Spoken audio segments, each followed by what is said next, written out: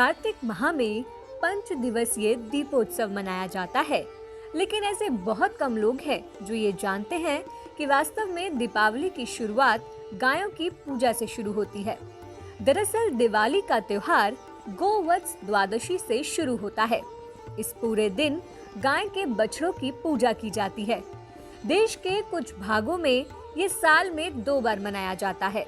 एक बार भाद्रपद मास में जन्माष्टमी के 4 दिन बाद यानी कृष्ण पक्ष की द्वादशी पर और दूसरी बार कार्तिक मास की शुक्ल पक्ष की द्वादशी को। इस वर्ष कार्तिक मास में पड़ने वाली गोवत्स द्वादशी 21 अक्टूबर दिन शुक्रवार को मनाई जाएगी।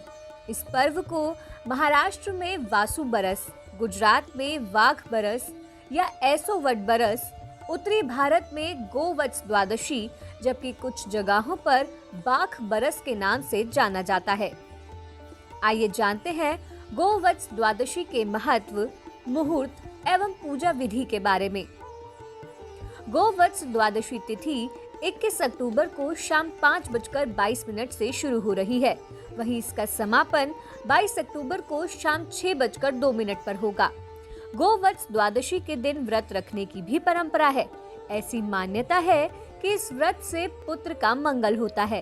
कहते हैं कि जो पूरे मन से गोवत्स द्वादशी की पूजा करते हैं, उन्हें मनोवांछित फल की प्राप्ति होती है। गोवत्स द्वादशी की पूजा गोधुली बेला में की जाती है। बछभारस या गोवत्स द्वादशी के दिन पुत्रवती महिलाएं गाय व बछड़ों की पूजा करती हैं। यदि घर में गाय बछड़े ना हो तो वे दूसरे की गाय बछड़े का पूजन कर सकते हैं। यदि घर के आसपास गाय बछड़ा ना मिले तो गीली मिट्टी से गाय बछड़े की हाथ से मूर्ति बनाकर उनकी पूजा कर सकते हैं।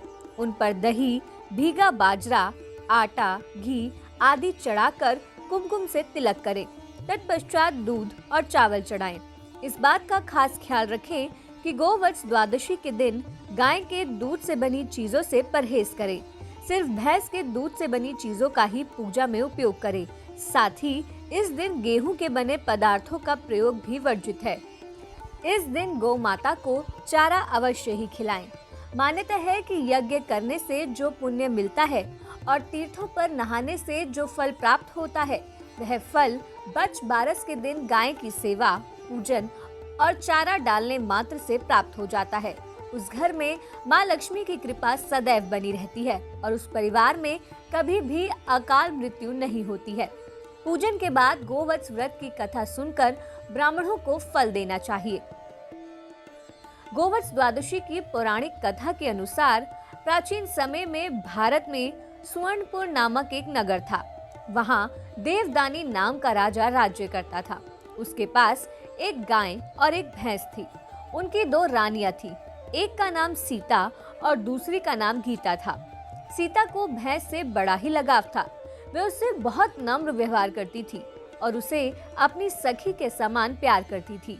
राजा की दूसरी रानी गीता गाय से सखी सहेली के समान और बछड़े से पुत्र समान प्यार और व्यवहार करती थी। ये देखकर भैंस ने एक दिन रानी सीता से कहा, गाय बछड़ा होने पर गीता रानी मुझसे ईर्ष्या करती है। इस पर सीता ने कहा, यदि ऐसी बात है तब मैं सब ठीक कर दूंगी। सीता ने उसी दिन गाय के बछड़े को काटकर गेहूं की राशि में दबा दिया। इस घटना के बारे में किसी को कुछ भी पता नहीं चला, किंतु जब राजा भोजन करने बैठा तभी मांस और रक्त की वर्षा होने लगी। महल में चारों ओर रक्त तथा मांस दिखाई देने लगा। राजा की भोजन की थाली में भी मल मूत्र आदि की बास आने लगी। ये सब देखकर राजा को बहुत चिंता हुई। उसी समय आकाशवाणी हुई, हे राजा, तेरी रानी ने गाय के बछड़े को काटकर गेहूं की राशि में दबा दिया है। इसी कारण ये सब हो रहा है। कल गोवत्स द्वादशी है, इसलिए कल अपनी भैंस को नगर से बाहर निकाल दीजिए और गाय तथा बछड़े की पूजा कीजिए। इस दिन आप गाय का दूध तथा कटे फलों का भोजन में त्याग करें। इससे आपकी रानी द्वारा किया गया पाप नष्ट हो जाएगा और बछड़ा भी पुनः जीवित हो जाएगा। अतः तभी से गोवत्स द्वादशी के दिन गाय बछड़े की पूजा करने का महत्व माना गया है तथा गाय और बछड़ों की सेवा की जाती है।